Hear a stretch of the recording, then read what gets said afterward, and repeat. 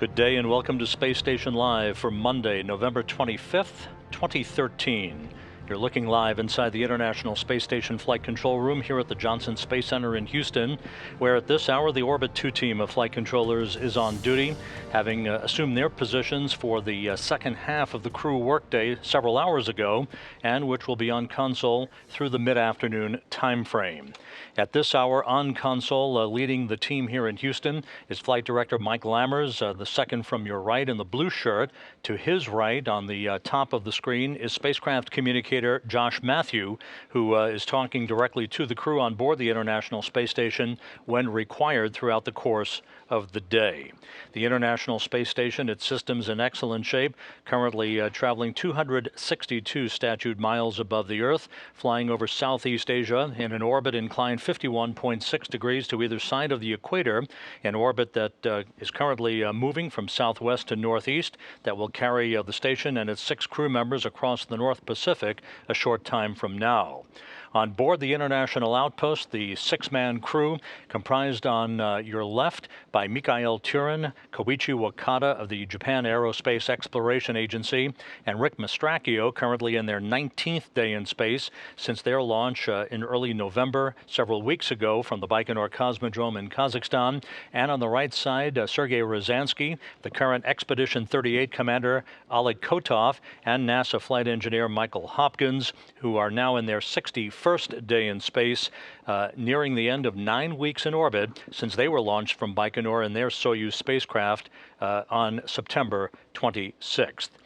The Thanksgiving week and the holiday atmosphere abounds here in Mission Control as this team of flight controllers, working in concert with the flight control teams around the world, are counting down the hours to the launch of a new resupply ship to the International Space Station some 4 hours and 50 minutes from now. The launch of the Progress 53 cargo ship, the Russian unpiloted resupply craft, is scheduled for 2:53 and 6 seconds p.m. Central Time this afternoon, 2:53 a.m. Baikonur time at the Baikonur Cosmodrome at the launch site in south-central Kazakhstan in the wee hours of Tuesday morning. Our NASA TV coverage of launch will begin at 2:30 p.m. Central Time. That will send the Progress on a 9-minute trip to its preliminary orbit, where it will separate from its third stage, deploy its solar arrays and navigational antennas, and begin an extended 4-day trip to the International Space Station through the testing of a new upgraded CORS automated rendezvous system. We'll be talking to Flight Director Jerry Jason here in a few minutes to get all the details on the testing of that system that will result in a docking to the aft port of the Zvezda service module on Friday afternoon.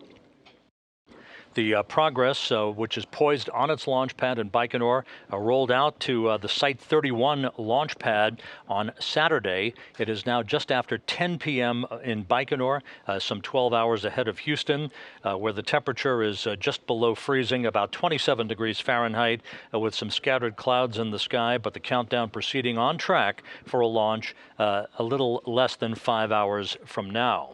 The Progress is equipped and loaded with almost 3 tons of food, fuel, supplies, and holiday gifts for the Expedition 38 crew. And again, you're looking at a picture here of its encapsulation into the third and stage, in the upper stage of the Soyuz booster that will propel it to orbit later today. The Progress will be on its way for a 4-day rendezvous that will culminate in a docking, as we said, on Friday afternoon.